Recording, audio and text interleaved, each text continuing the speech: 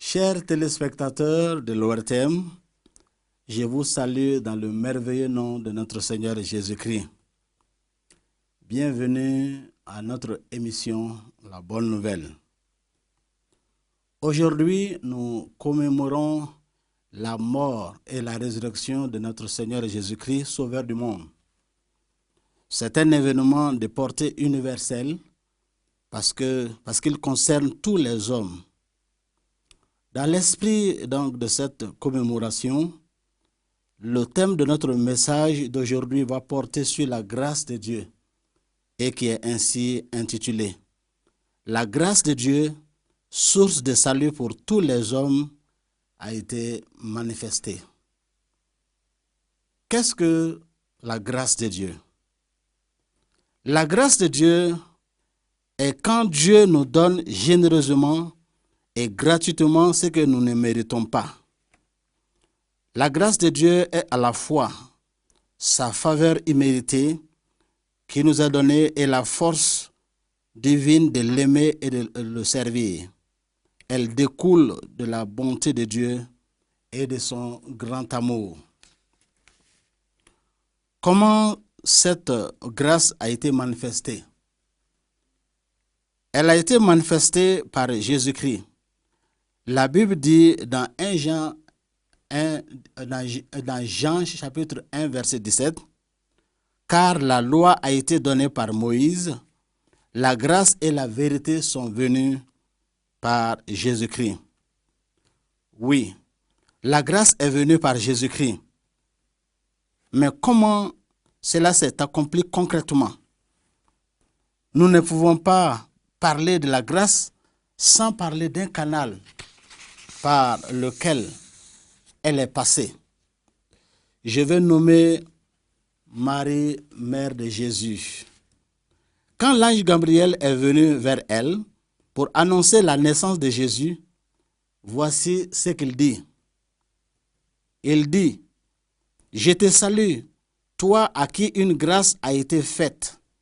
Le Seigneur est avec toi. » Troublée par cette parole, Marie se demandait ce que pouvait signifier une telle salutation. L'ange lui dit, « Ne crains point, Marie, car tu as trouvé grâce devant Dieu. Et voici, tu deviendras enceinte, et tu enfanteras un fils, et tu lui donneras le nom de Jésus. » Nous trouvons cela dans Luc chapitre 1, versets 28 à 30.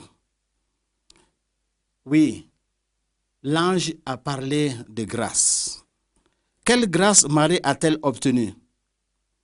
Elle a reçu la grâce d'être la mère de celui qui allait apporter la grâce au monde. C'est cette bonne nouvelle que l'ange est venu lui annoncer. Et 2 fois dans ce passage, l'ange a parlé de la grâce.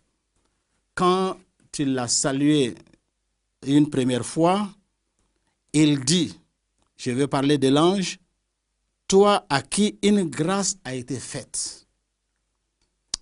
Marie étant troublée, et l'ange le savait, il va la calmer, sinon il va l'apaiser pour dire, ne crains point, car tu as trouvé grâce devant Dieu.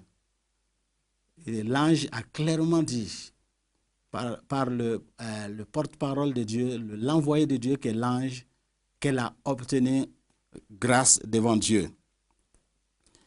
Cette parole a dépassé Marie au point qu'elle va poser une question à l'ange. Et voici la question qu'elle a posée au verset 35. « Comment cela se fera-t-il, puisque je ne connais point d'homme ?» Ça c'est au verset 34.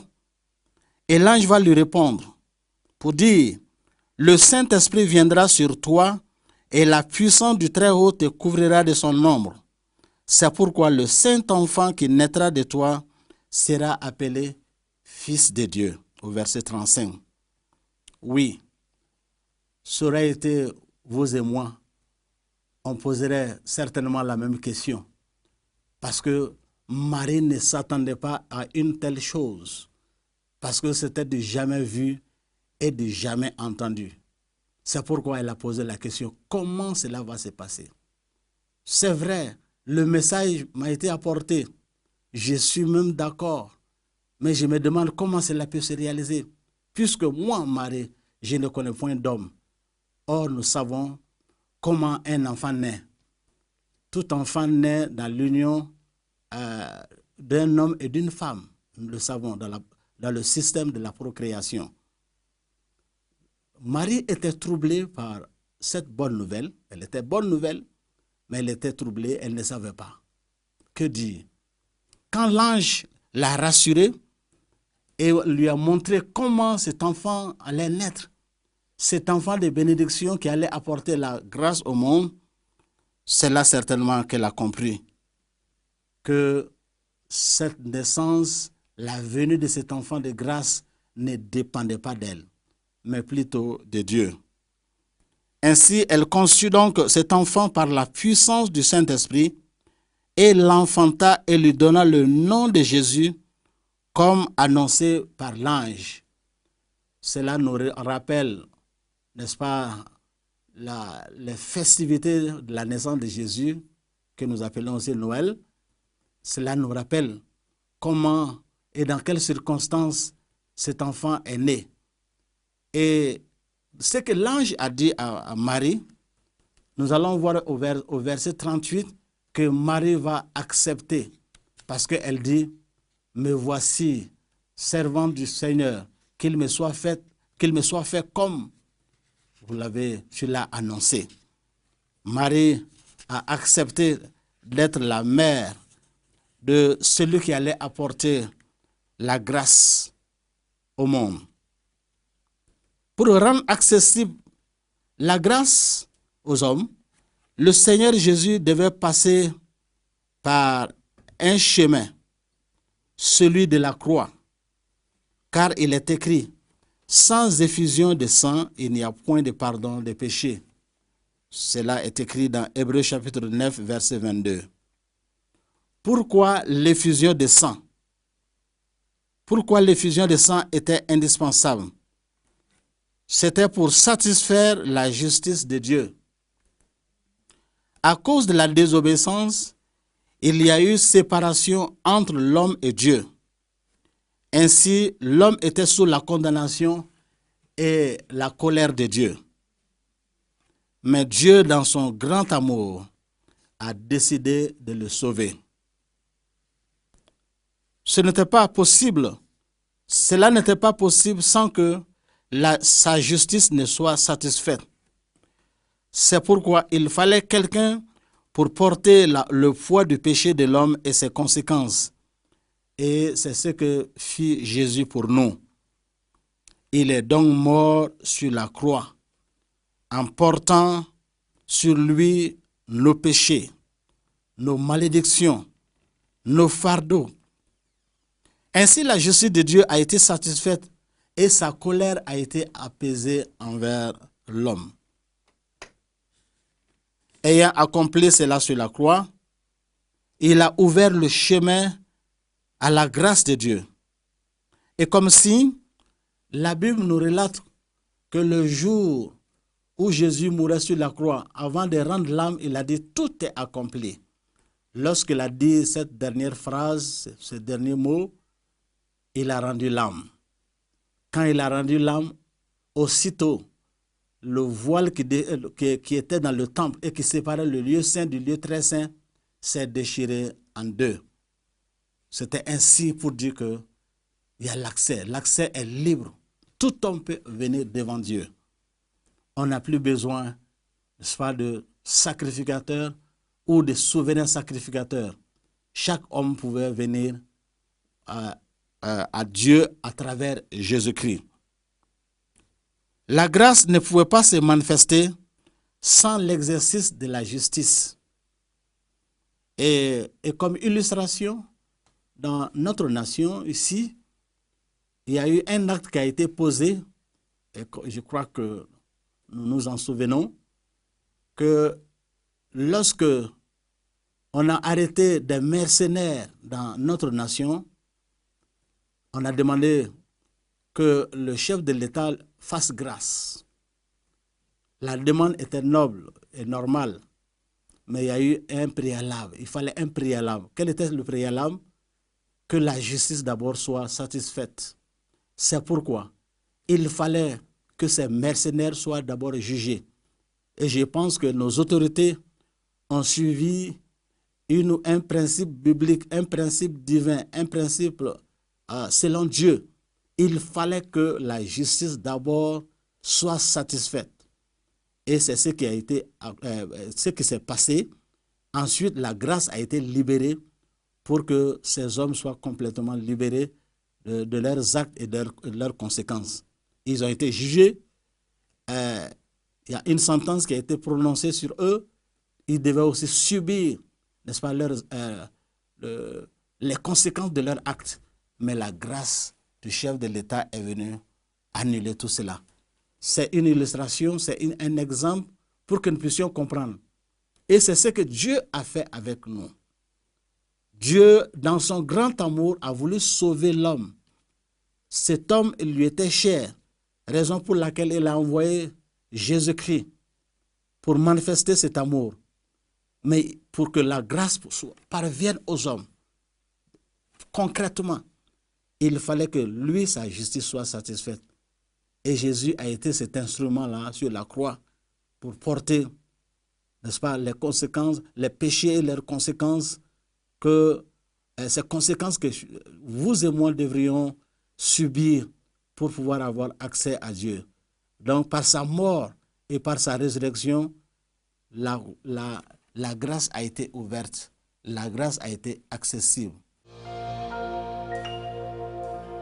Gloire, gloire, gloire, agneau, Sainte gloire, gloire, gloire, agneau.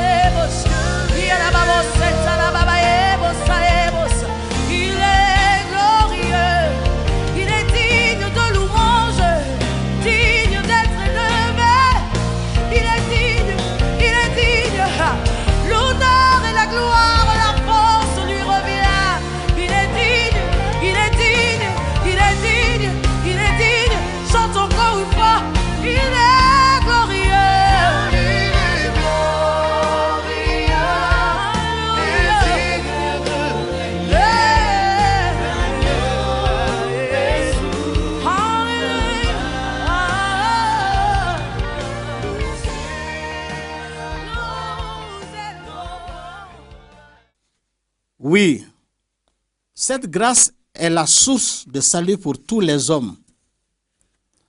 Jésus-Christ étant donc mort sur la croix, a rendu accessible la grâce de Dieu aux hommes. Cette grâce est la source du salut pour tous les hommes. L'apôtre Paul dit dans Éphésiens chapitre 2, versets 8 et 9, « Car c'est par la grâce que vous êtes sauvés, par le moyen de la foi. Et cela ne vient pas de vous, c'est le don de Dieu.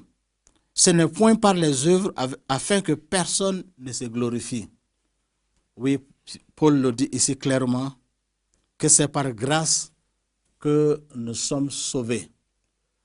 Le salut s'obtient par la grâce, cette grâce dont nous sommes en train de parler, par le moyen de la foi. Pour être sauvé, il faut la foi. La foi est le moyen pour se saisir de la grâce. Et on est ainsi sauvé. Et il ajoute que ce n'est point par les œuvres, afin que personne ne se glorifie. Personne ne peut être sauvé par ses œuvres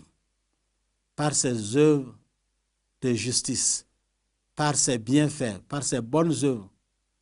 Mais nous sommes sauvés par la grâce de Dieu. Quiconque reçoit donc Jésus dans sa vie comme Sauveur et Seigneur a reçu, sinon reçoit cette grâce. Cette personne, qui qu'elle soit, est pardonnée, justifiée, rachetée et peut s'approcher de Dieu et l'invoquer comme Père. C'est ce que Jésus a fait pour nous. Si nous l'acceptons, alors nous sommes justifiés. Il impute à notre compte sa justice. Il nous rachète de nos péchés. Il nous pardonne. Il nous sanctifie. Ainsi, nous pouvons être acceptés de Dieu à cause de cette grâce. La grâce de Dieu est excellente. La grâce de Dieu est merveilleuse. La grâce de Dieu est surabondante. Et c'est ce que Dieu a manifesté envers tous les hommes. Chers téléspectateurs, la fête de Pâques nous rappelle donc la manifestation de cette grâce de Dieu. Et cette grâce est ouverte à vous tous qui nous écoutez aujourd'hui. Que faire d'elle? Que faire de la grâce? La grâce est à recevoir et à faire valoir. Il ne faut pas surtout la mépriser. Pour qu'elle se manifeste personnellement dans votre vie, il faut la foi en Jésus-Christ. Et pour cela, je vous invite à le recevoir dans votre vie, c'est-à-dire à croire en lui et à l'accepter comme sauveur personnel et l'inviter à venir dans votre cœur. La grâce est ouverte à tous. Et Dieu vous attend. Le Seigneur vous attend pour que vous acceptiez cette grâce au moyen de la foi en Jésus-Christ. Sans exception d'hommes, sans exception de race, d'ethnie, de pays, de couleur. Cette grâce est ouverte à tous. Je vous invite en ces jours à l'accepter, à recevoir cette grâce en croyant en Jésus-Christ comme votre Sauveur et Seigneur personnel. Ceci met fin à notre message d'aujourd'hui et je souhaite à toutes et à tous une joyeuse fête de Pâques. Que Dieu vous bénisse. Oh Jésus, nous te reconnaissons comme roi, comme Seigneur et comme Sauveur. Nous voulons être comme ceux de Génézareth qui ont vu en toi le Messie, qui ont vu en toi le Dieu véritable. Et parce que nous te reconnaissons comme Dieu, tu te manifestes dans nos vies comme Dieu. Parce que nous te reconnaissons comme Sauveur, tu te manifestes dans nos vies comme Sauveur. Établis ton règne sur nos vies alors que nous célébrons ton nom. Disons Jésus.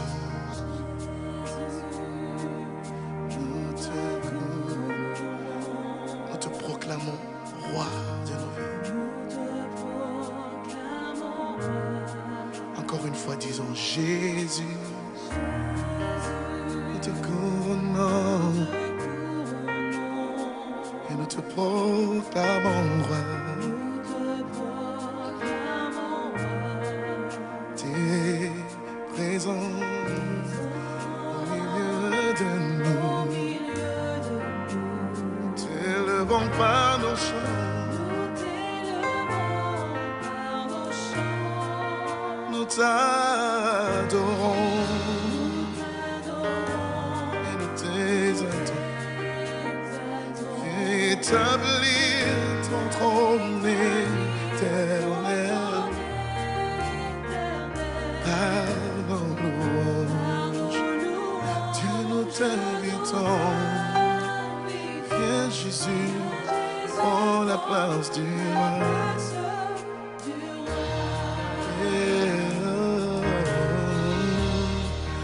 Comment ne pas reconnaître en toi le Dieu véritable qui sauve, le Dieu véritable qui relève, le Dieu véritable qui transforme.